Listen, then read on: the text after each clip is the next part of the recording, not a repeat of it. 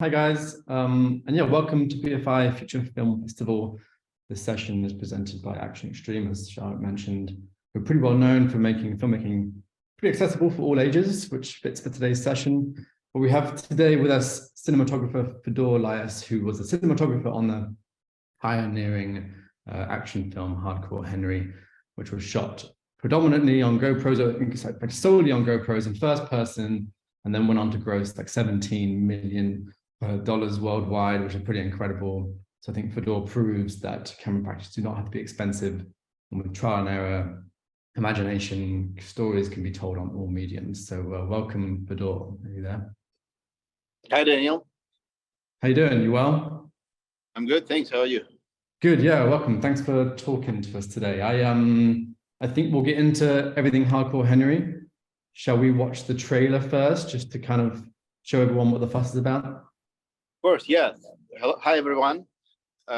It's an honor to be here. Thanks for having me.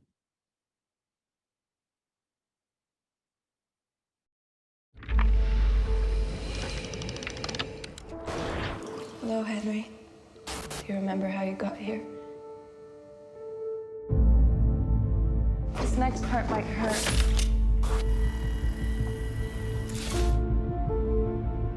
Squeeze? You and I were, we still are, husband and wife. I love you, Henry. Henry, they want your technology. How would you like the new you?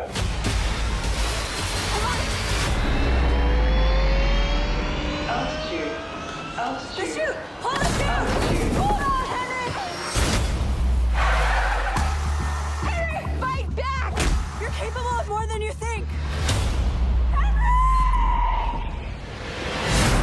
It's all right. I'm here to help you. Is your speech module installed? But at least we know you're not deaf.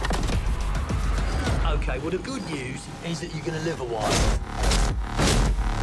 The bad news is there's an army standing between you and your wife. So let's go get her. Tonight, I'm gonna have myself a real good time. I feel alive. Woo! This is war, baby! 'Cause I'm having a good time, having a good time. Shooting star leaping through the sky. Like a tiger, defying the law of gravity. Racing car, passing by like Lady Gaga. I'm gonna go. There's no stopping me. Running through the sky, yeah. 200 degrees, that's why they call me Mr. Fahrenheit. I'm traveling at the speed of light. I wanna make a supersonic man out of you. Are you gonna lay there, Don't stop me, don't stop me. Hey, swallow that blood in your mouth? Or are you gonna stand up and go spill theirs?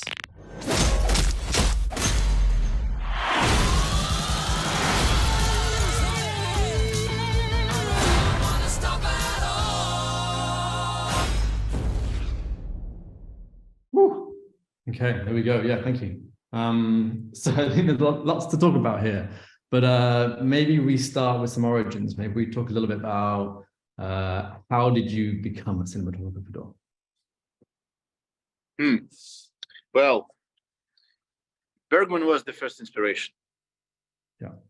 I was 12, and I first saw Autumn Sonata and thought maybe films might not be that entertaining as I thought the industry is. I was kind of looking down at the film industry in general because I thought it's entertaining. And then I entered the film school at the age of 16. Well, I guess the other thing I loved about film is that I thought that it would potentially embody my rebellious spirit, which I do still have now. Yeah, it's always good. Filmmaking always seems to be better for those with a bit of a rebellious spirit, right? Yeah. Yeah. Yes. Then, well, I entered the film school. It was in Moscow, Russia. It was a very good film school back then. Not anymore, though. It now turned into a complete government supportive institution, and they are now sending young cinematographers to the war to accommodate Russian propaganda. That's what they do. Wow. So after I graduated, I worked as a cameraman, saved $5,000, attended to the workshop in the United States. The workshop was run by James Planet. He was the gaffer of Steven Soderbergh, and it was called Feature Film Lighting. I learned one thing that I always have to use minimal. Cinema minima, that's what he called the approach of, that's what James told us was Steven Soderbergh's approach. Came back to Russia, got my first show, got my first feature when I was 24. Nice. Okay. Wow. Yeah, it's quite a journey. It's interesting about minimalism, right? It's always people always say go minimalistic, but actually sometimes it's the hardest thing to do. It's very challenging, but it's often the most successful way to go, right? So then, Hardcore Henry, how did that originate, and how did you join that team? Well, let me tell you about the director first. Yeah, sure. His name is Ilya Naishuler. He was and is an extremely talented musician and music composer. And he once decided to make a music video for his band, and he thought it's got to be first person. That was not me who was making this video. That was Seva Kaptor, a friend of mine, very talented DP. And they shot this music video, and it went viral. It got, I guess, 20 million views on YouTube in the first week. And then he's been offered a feature right away. And I believe he had a script by that moment. He already had a script written. He was a student of film school as well. And then the producer was Timur Bekmambetov, one of the most prominent Russian producers who now lives in the US. And the film got on Toronto and got the People's Choice Award and was picked up by the distributor and then released here in the US and worldwide.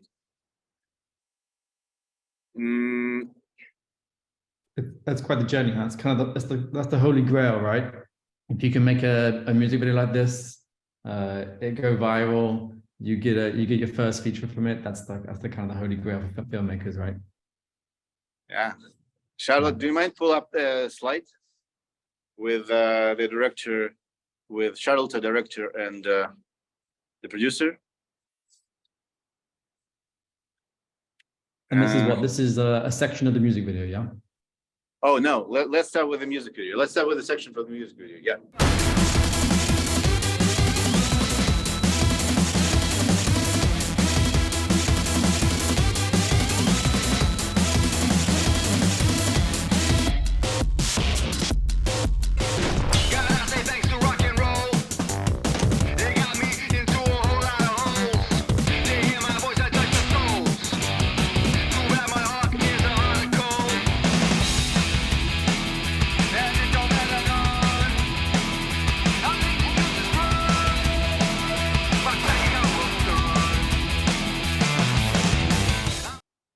Beautiful. What an amazing video. Yeah, it's quite a ride. So what made them choose GoPros for this, and what kind of started off that journey for them, and how did it then kind of translate into what you were doing in Hardcore Henry?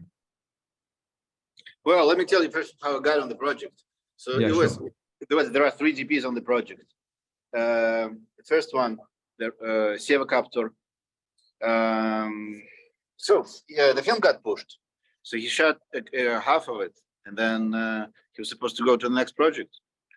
And he offered me that, and then the producers offered me that. I had a few films by that time. They knew me, but of course,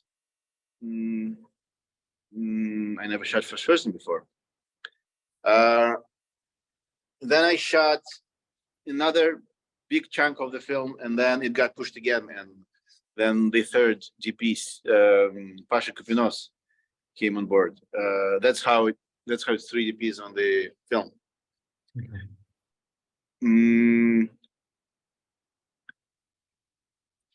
Let me How tell did- you what exactly I can consider to be challenging on this film. Yeah, do.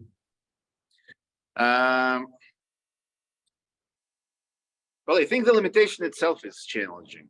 The limitation by having your character, you would only see what your character sees. You would only go where your character goes, and you would only use one lens, which is a 16mm lens, by film standards. And this is a sort of visual minimalism, the way I see it. You set yourself a limitation, a rule to follow, and you follow it. And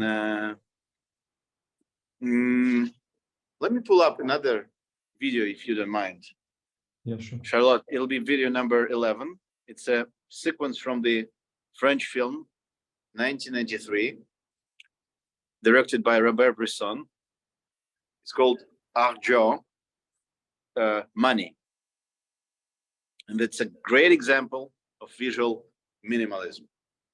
Robert Bresson is still one of the greatest filmmakers to this day, and in L'Argent, he likens our relationship with money to our relationship with God, in contrast to greed and indifference. It becomes a point of dissent when Norbert asks for an advance on his allowance, where his father does not provide.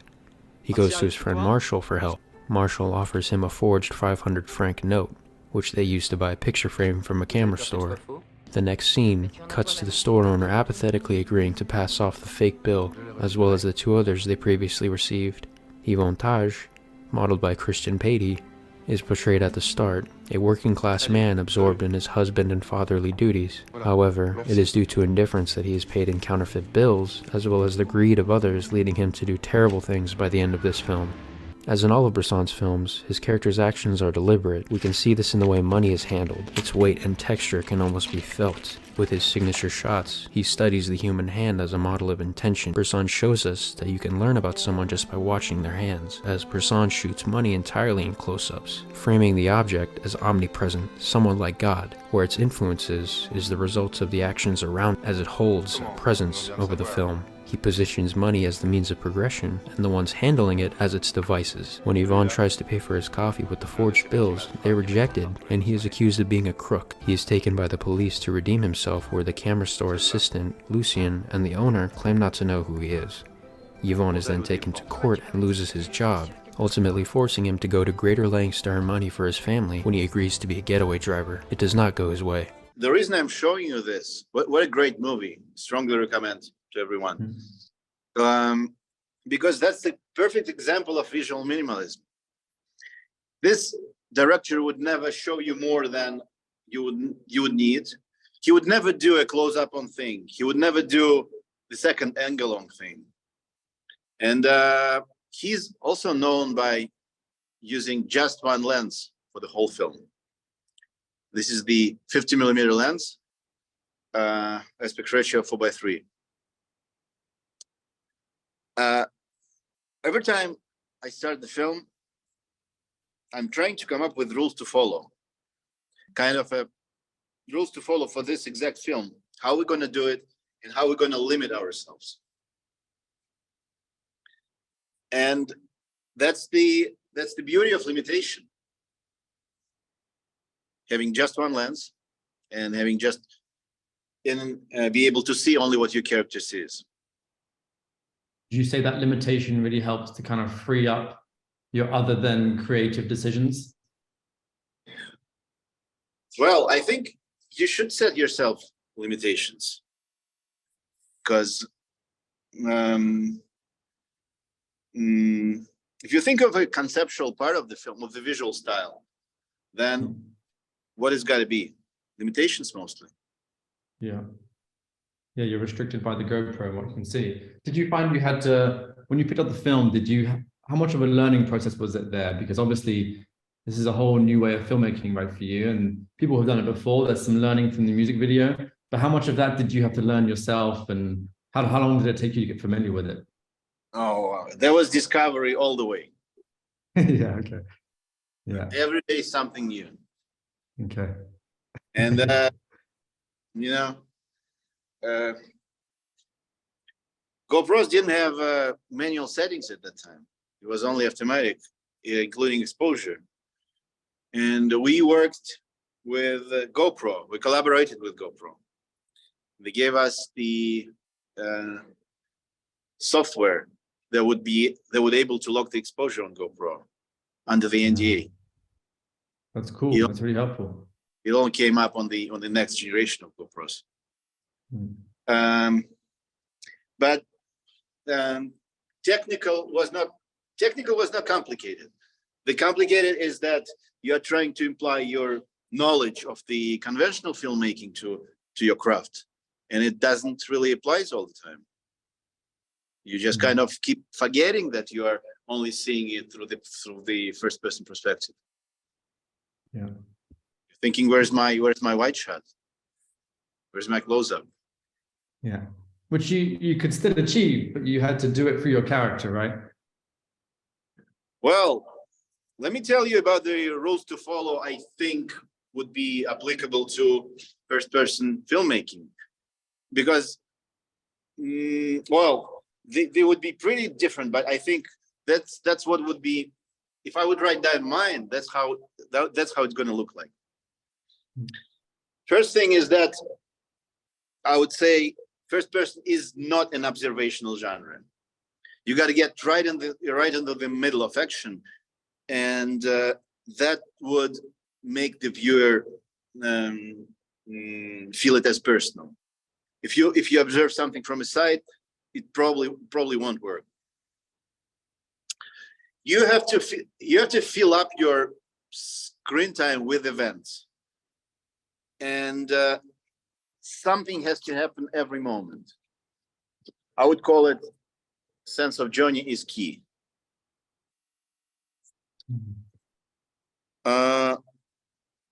Every time you have to know exactly what's the attraction is, what's unusual, what's spectacular, and what's unexpected, why the viewers would be captivated by what's happening. Then you have to show the audience exactly what you want to see. If you have an important person or object, you have to bring it right on the forefront, because it's a 16 millimeter lens. Otherwise you would just feel it as something very remote, or in opposite, on the other side of the spectrum, you would just have the distorted close-up. So you gotta pick the right distance, and it's not necessarily would be the distance that would use in your real life. The other thing is foreground. You have to be, that's how you know who your character is, through the foreground. So if you use the phone, push the buttons, if you drink or eat, that's how you relate to the character. That's how you know who your character is. And actually, foreground is something that makes it really real. That's the first thing that makes it real. That's how you can really relate to that. Besides that, I would mention the strict. You got to have very strict production design, because on the 16 millimeter lens, on the wide lens, if you fill it up, if your frame filled up with many details which feels remote, and you can really distinguish what's that, it's hard to deliver. It's hard to deliver the essence. So I would say production design helps a lot, and it's pretty much applicable to wide lenses. You'd rather use linear perspective and keep your image being graphical. Be very distinct with the brights and dark parts. Yeah, it feels like production design is like always on a film. Production designers are your best friend, right? But it seems like on this film in particular, probably even more so. There's only so much you can do in camera to make this film look good? I imagine production design even more on this film was kind of your biggest ally. Was there anything else that you used as with these GoPros to make them look more cinematic, or how was that relationship with the production designer to make sure that things were looking right? Well, Charlotte, do you mind pull up a picture which is the interior with the red vertical lines? So let me give you the example. The very simple interior that is the lab, and it has just a second. It has this red vertical and horizontal lines that give you the sense of perspective. Very simple. It's a very good example of simple and great production design that works perfectly for this kind of filmmaking.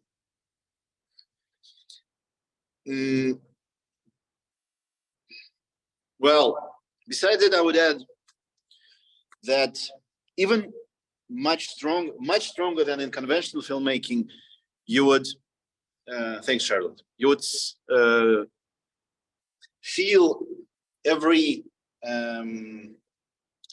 special effects like rain or snow or fire or haze or fog, wind, dirt flying in the wind, any interference with water, any of those things would make it real, because you're gonna you'd read them as something that you could relate to.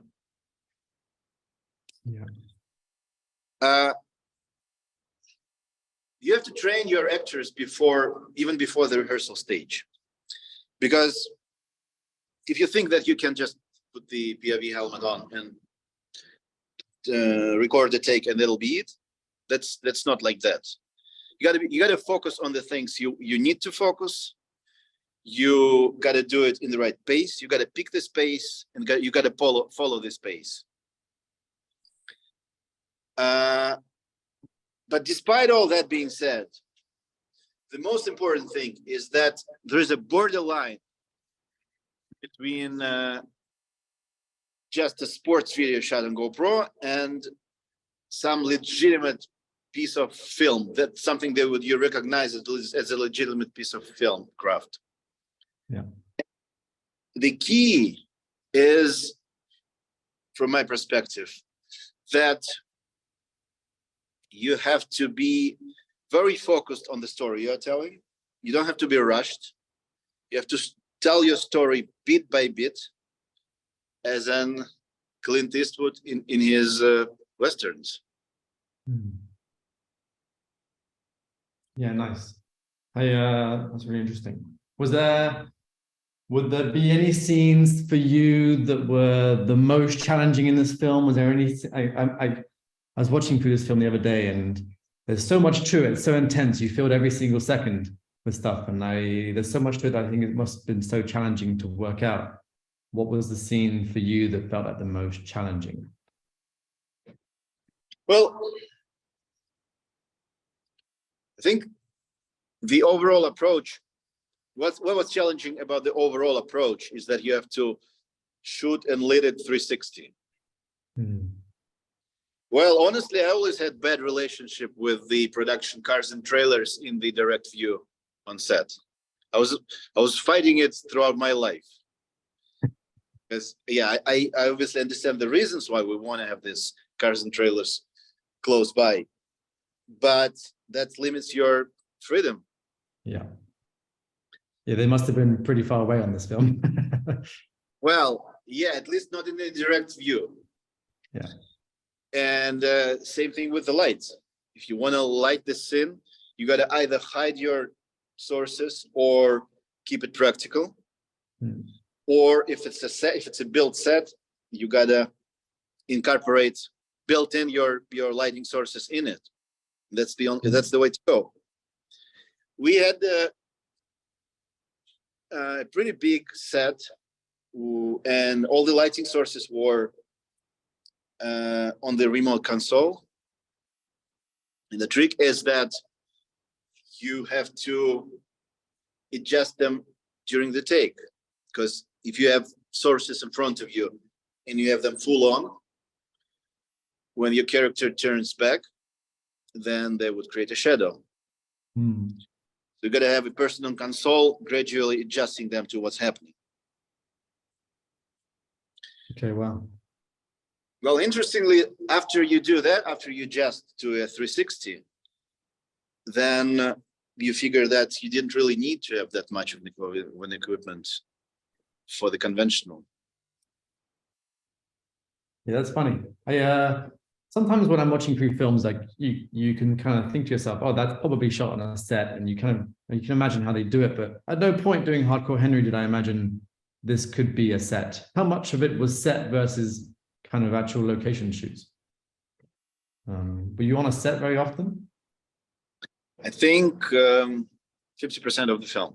Wow, that's incredible. Really? All the final part, the final battle on the skyscraper, it's all set, obviously. Yeah. And there were a few years, but there were practical locations as well. Yeah. Yeah, cool. Awesome. Yeah, wow, okay. I obviously the skyscraper, yes, seemed good. And then I guess every time we cut into an interior, did you find shooting interiors slightly easier for sets, or were you happy to shoot location interiors? Well, if it's well built, then set is better. Yeah. But you know, good collaboration with production designer, it's not a very common thing, especially on my experience. And that was the one. So yes, build set, definitely. Yeah. And how do you feel your kind of general experience was on this film? Did you, a lot of the time when coming off of a project, I will be, very excited about the shots that we've shot. They're really intense. The whole kind of vibe on set was very creative. And then sometimes you can get to the rushes and feel like, oh, actually these are not as interesting as I felt they would be when we were on set. Did that ever come up on Hardcore Henry? The whole thing is like super intense and incredible and fast paced. Did you ever feel like you didn't quite capture the kind of intensity that you thought whilst you were on set? Yes, that was intense. Well, that was an unusual production, not only because of first person, because of the dual languages. So you bring American actors to Russia. You have the rest of your film in Russian. Those actors talk between each other in English. The people they talk to, some of them speak English, some of they don't. So the other characters speak whatever English they can speak. And I guess the most pressure, I guess the director has the most pressure by constantly approaching. So people was asking him, do you think you would hold the whole film, the first person perspective? Do you think it'll be good enough to make the whole film like that? And I think that was the most challenging film, to carry on this, to be sure about it and to carry this on till the very end. Yeah.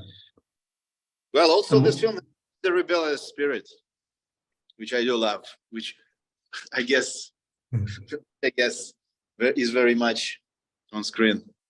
Yeah, you come through well on that. Yeah.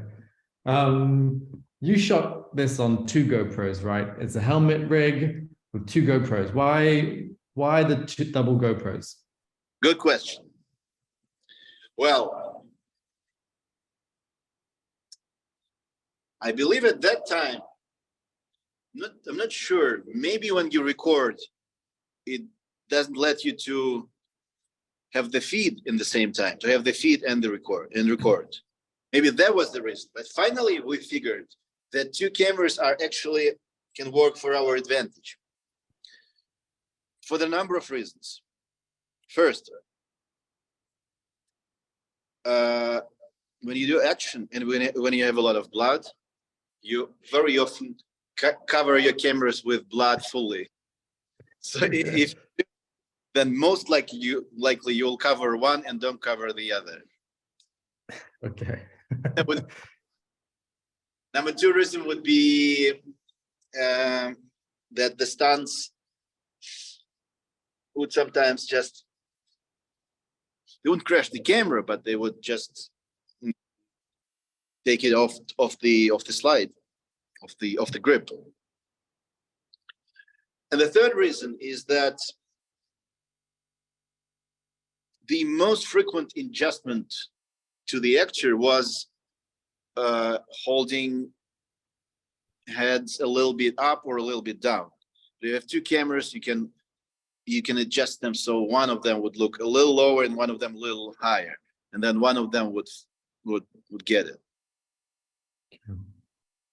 Cool. So it's a good kind of safety reason. Two's always better than one, just in case something happens. Yeah. Yeah, makes sense. Talking of blood, you have a note, don't you, of like how much money was spent on blood, or how much blood was in the film? Well, I actually was trying to figure it out. Well, no, I don't know. Okay. Well, but I know that Ilya Naishuller, the director, was counting how many characters he killed over the course of the whole production, and I believe there was a number that was supposed to be maximum amount whatsoever, and he was trying to hit this number, but I lost his interest halfway. Yeah, I don't blame him. That's a hard thing to count. Obviously, GoPro is associated a lot with action films, with kind of like extreme sports. Do you believe that GoPros can be used to shoot different kinds of films, other than just kind of action stuff? Well, good question, Daniel. I believe that camera doesn't matter. Whatever camera you've got, you use it. Yeah, it's a good answer. The helmet. Yeah, do you have it there with you? Yeah, I do. Here it is. So we have just one GoPro here on the helmet, and here's for the other one. The invention of this helmet is magnet stabilization. Sevacopter, my colleague, the DP on the project, he developed it with the group of engineers. So here's how it works.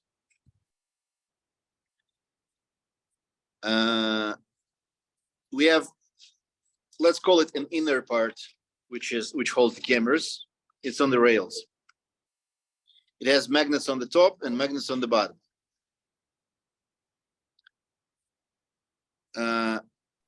Let's call the frame the external part. It has magnets here on the upper side and magnets here on the lower side. The magnets are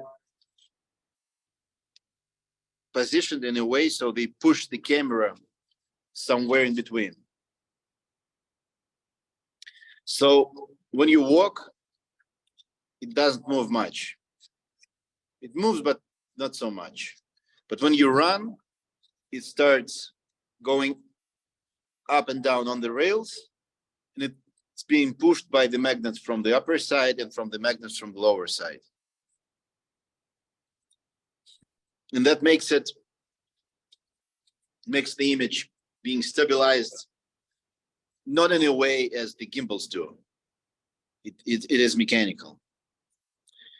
And this mimics the first person view very good because it's not electronic. Okay. Gotcha. That's amazing. And this must have been kind of before. I mean, the whole world of gimbals is so advanced now, right? You can put any camera on a gimbal these days, but this was before all that. This was before anyone had shot a feature, before anyone had shot much music video stuff on GoPro. So you guys were figuring this out and building it and testing yourself, right? Right. That's right. Yeah, that's huge. To do that and also shoot something so successfully, I think technically this film is such a huge achievement. You guys have done, I mean, it's incredible. I don't know how you guys did it. It's amazing. Thank you, Daniel. Yeah. We are nearing the end, but maybe we could talk a little bit about any advice you'd have for aspiring filmmakers, people who want to get into the industry. What would you recommend, and how do people get into this industry? Well, the main advice I would have is that you guys have to approach, I would suggest you approach different film differently. I suggest you find something unique in every film, make it a concept, make it a visual concept, and push it all the way to the limit. And it's pretty much applicable to big films and to small films. I think it would even more applicable to small films than to the big ones, because well, you can argue saying that not every film needs a visual concept, but I could respond you back saying that visual concept could be different. It's not necessarily something that you would notice, but it would definitely be something that GPT wouldn't come up with. Okay, cool. Yeah, have your own message, your own stamp, your own look, right? Is that what you're saying? Yeah. Yeah, be your own artist. Cool. We have maybe just over 10 minutes now to just get some questions in from the participants here. You ready for some of those? Sure. So how does an actor will work with a director, or director work with an actors when GoPros are involved in shooting it? Well, good question. It depends. If the scene requires stunt work, it'd rather be stunt or parkour jumper. If it's a dramatic scene, then it'd rather be an actor, or could be a director, or you could do it yourself. Thing is that if you see the body and if you see hands, then it would rather be actor or you got to dress up.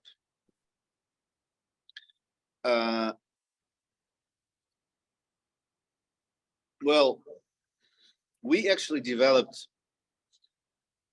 knew exactly who would. We have a few people doing it. We knew exactly which scenes are good for one person and which scene is good for the other. Okay, so you had people who are particularly good at certain things, and you kind of reuse them for stuff like that, right? Yeah. Okay. And then well, anything... we had camera operators, and they were they were trained in parkour jump. They were doing it. Yeah. I guess there's a lot about, did the director have to work a lot about kind of where things had to be delivered that kind of made kind of certain lines feel more important? Because I guess as an actor, you need to know how big you are on screen. You know, sometimes they ask you what lens you're shooting on because they want to know, is it a full body? Is it, are my legs in this? There must have been just getting their heads around a 17 or 16 mil lens. It's very different, right? Well, we figured that the person who operates the camera rather not see the screen because that distracts the person.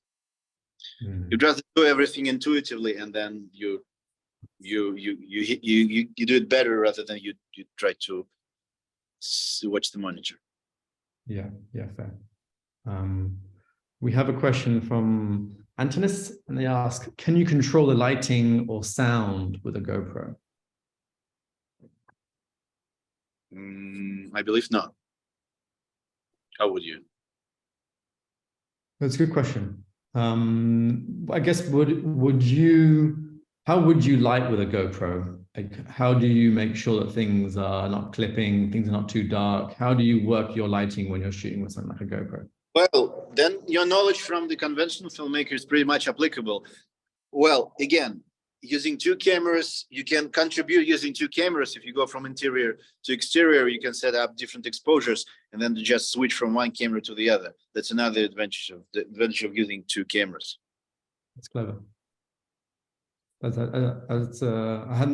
really clever actually. And then you just cut as soon as, because the left camera say will be exposed for exteriors, and then as soon as you walk through that door into a darker environment, you then cut to the next one, which you then set up for your darker environment. Is that right? You can switch from one camera to the other in the edit, and you pretty much can do it seamlessly because they're close to each other, those cameras. Yeah, cool. We have another question here. I'm currently working on filming a GoPro footage as part of the stage production, and was wondering whether there is anything I need to bear in mind when filming point of view with GoPros, or anything that they should avoid. Well, like every experiment, you'd rather do it a few times and see how it works, and then go for a shoot. So the same as with the regular film, you'd rather photoboard it first. You'd rather make an animatic out of this photoboard. You'd rather make sure you know exactly what you're doing. Now with GoPro, with first person, I would add, you would rather be very conscious about the pace and about how much you're focusing on the things, on unimportant things. But once you've done it a few times and then you kind of found a key, and I don't have any special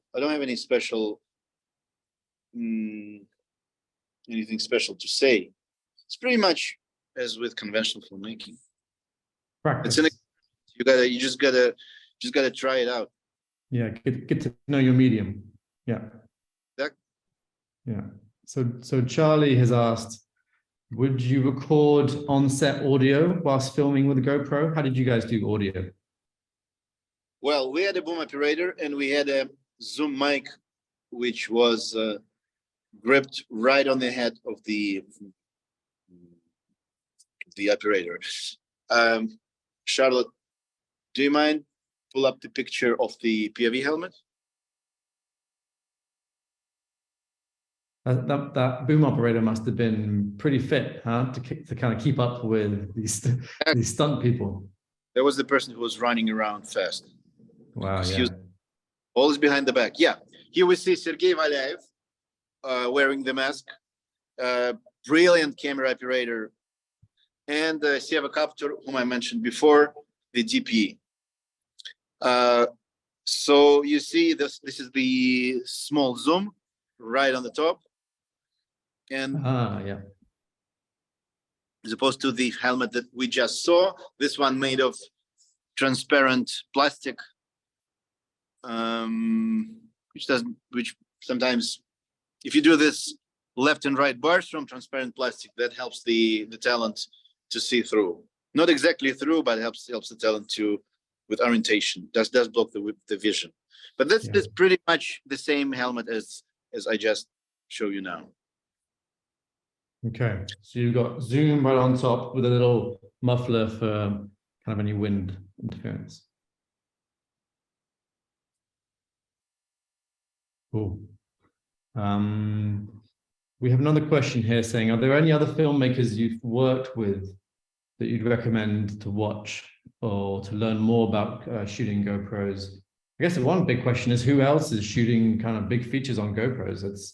There's the kind of those Tangerine shot on iPhones, but it's all kind of it's still a very niche world, isn't it? It is, yeah. We're prepping a film now. It'll be directed by Chi Chung. He is a director and producer.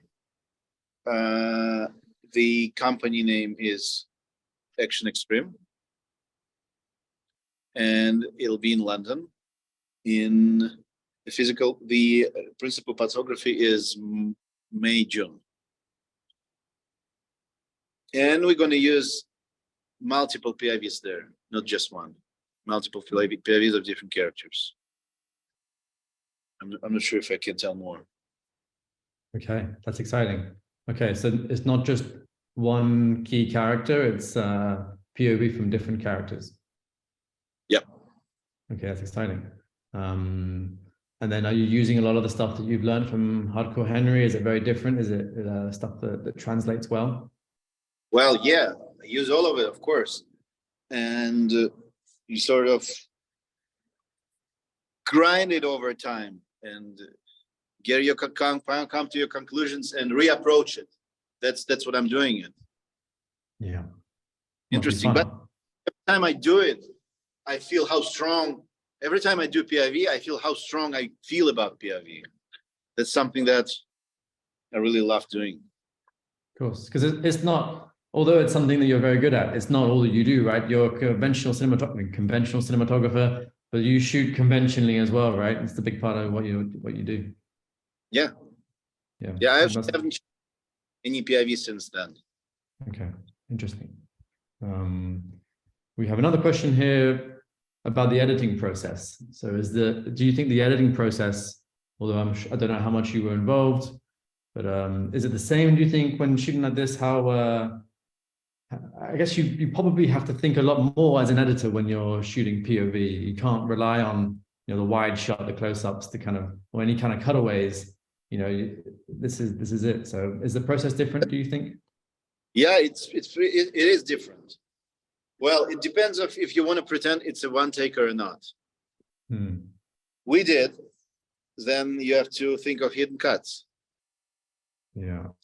And you'd rather have, when we did, editor on set, so you cut it together right away and see if the cut is working or not, because sometimes it doesn't. You cannot assume. And then you just kind of like make your scene piece by piece, and you'd rather shoot it sequentially. Not necessarily, but it'll help. Yeah, okay. Cool. Yeah, that makes sense. Okay, we have a few more minutes before we need to pass back on to Charlotte. Is there anything else that we feel like we haven't covered that you want to go over and talk about? Well, how about we watch the opening scene, because this is something that I wanted to show you, but we kind of skipped it. Sure.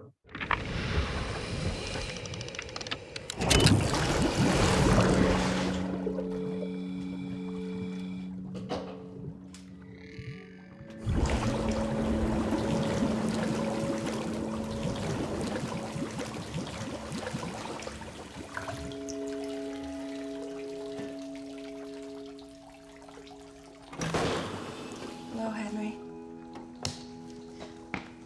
Oh.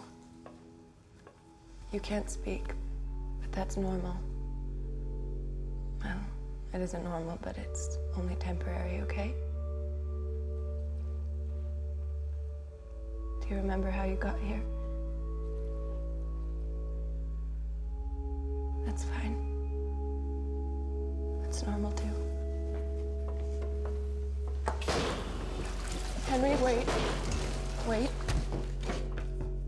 We'll get there. Scan. Sensory processor activated. Relax, okay? Scanning. Video link confirmed.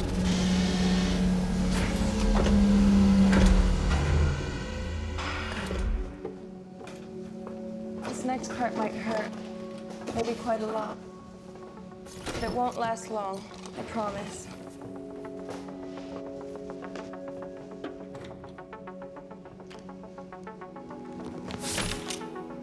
Almost there. Welder?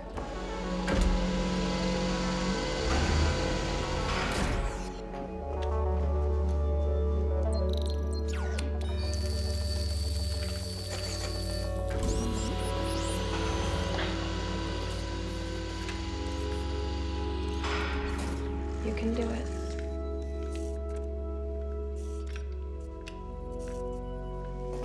Wonderful, Henry. Squeeze. Harder. Cool, right? Integument.